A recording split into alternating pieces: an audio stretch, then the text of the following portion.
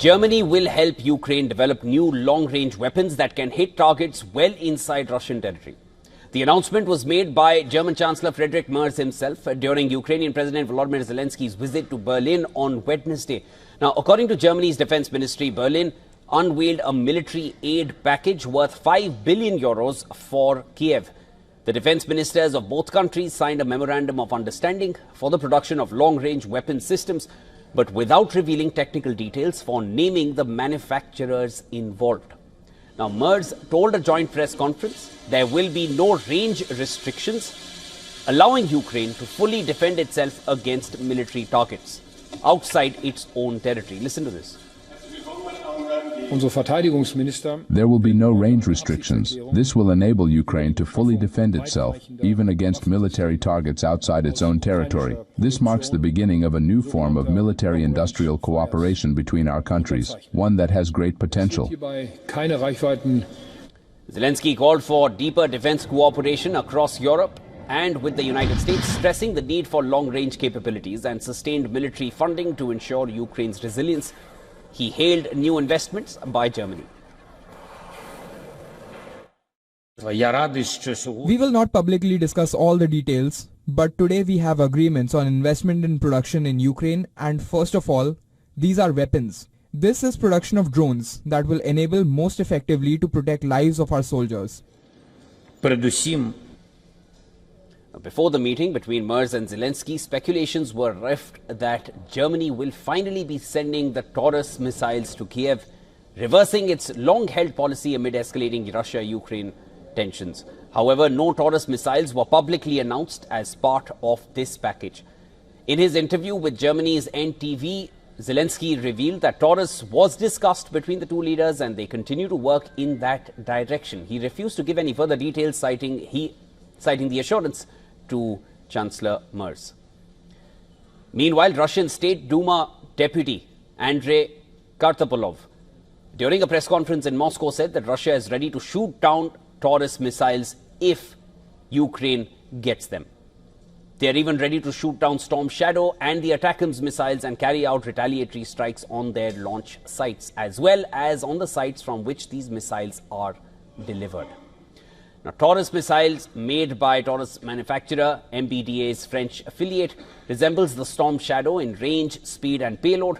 Taurus can be programmed to explode after hitting a specific target such as a bunker.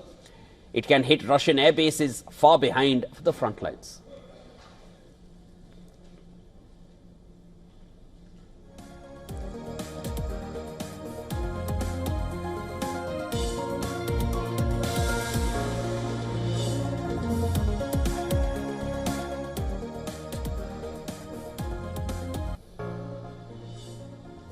All right, to discuss this further, I'm now being joined by Dr. Volker Stanzel, who's a former German ambassador to China, Senior Distinguished Fellow at SWP, the German Institute for International and Security Affairs. Dr. Stanzel, thank you so much for joining me here on the broadcast. Let's get right into it, sir. Thank you for having me.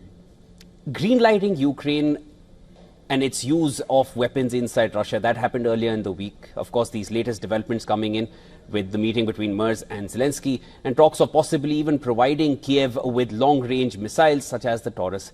Is this the way to peace with Russia? Well, what is the way to peace? So far, the Western allies of Ukraine have tried to persuade Russia, and that was without success, and then tried to nudge Russia towards agreeing to peace negotiations by supplying arms and other kinds of aid to Ukraine. Also, that didn't work. That's why you see in many areas that first people think about increased sanctions. The 18th sanctions package is being discussed in Brussels, and to give more arms and financial aid to Ukraine, including what's happening now between Germany and Ukraine, helping Ukraine to produce arms, long-range missiles, for example, on their own. Dr. Stanzel, we're just days away from the second round of talks scheduled to take place in Istanbul on Monday, and that's on the 2nd of June. This decision coming just days prior to those talks, which one would only hope will reap some kind of a settlement, which has not been reached so far, and we're well into the 4th year of the war. Kremlin has already warned that such a decision to end range restrictions is dangerous and it will harm efforts for a deal. How do you see these developments when you put it together on a timeline? Well, first of all, what Russia is doing every night is, of course, pretty dangerous as well. But to make my point again, the aim is to nudge Russia towards agreeing to really reasonable discussions on a missile, on peace, maybe on an armistice. Now, what we have heard so far in preparation in Moscow of the talks in Istanbul, so far Russia expects that the Western allies of Ukraine agree that Ukraine will not, or they make sure that Ukraine will not join NATO and that Ukraine will help to support Russia in the areas it has already occupied. That is something that I think will not lead to any substantive success. But of course, talking is necessary, and sometimes it is successful, as last time the agreement on exchange of prisoners of war was reached. That is at least something. So step by step, nudging Russia towards towards an attitude that is more agreeable with the aim of reaching peace together is, I think, a sensible way to go. And I'll definitely repeat what you just said. The talks are necessary, which is definitely the need of the hour right now, Dr. Stanzel. But if I were to just remind our viewers that the previous US administration under Joe Biden, they had given a green light to Ukraine to use the ATACMS missiles. And of course, that was within and inside Russia. And the previous German administration had also armed Ukraine through. We're today in the 4th year of the war. Do you feel this recent step is going to bring a different result? Well, first of all, other allies of Ukraine had already agreed to supply missiles that hit targets which are about 300 kilometers away from Ukraine. Now, the Taurus, which has been discussed since 2 years already, has a reach of maybe 500 kilometers. And to not supply it, as obviously is not going to happen, not to supply it to Ukraine, but to agree to help Ukraine to build it itself, is most of all a signal towards Russia. Look, we're going to do more. We're not shrinking back because you're continuing your war in Ukraine. Now, is this bringing peace, is your question. Who can answer that? Even Russia, I think, is not sure where in the end they will go. They have agreed with President Trump on negotiating, but they didn't enter negotiations. They had agreed on an armistice that then didn't implement it. So it is very difficult to know the strategy of Russia. One thing I want to make clear as far as Germany is concerned, we have a grey war of Russia against Germany taking place in Germany, which is using hybrid measures, cyber attacks, and even attacks on individuals with arms.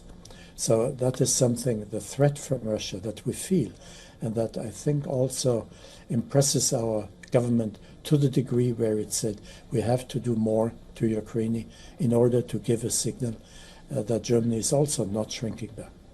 Dr. Stanzel, finally, I'd also like to quickly get one more response from you, and this is on the basis of what the Kremlin has said, or the response which is coming from Russia, that they are ready to take down the Taurus missiles, or whether it's the Storm Shadow missiles or the ATACMS. But they also went a step further and said that they are also willing to target the source from where these missiles are coming. Do you find that to be a direct jab towards the Western partners of Ukraine, Germany included? I think it's not. Yeah, I think it's not a surprise. Of course, Russia must also underline that it is ready and able to defend itself, and that must include to deal with long-range missiles. They have, of course, already the Storm Shadow missiles attacking Russia, and they've tried to shoot them down, which, as far as I remember, did not succeed.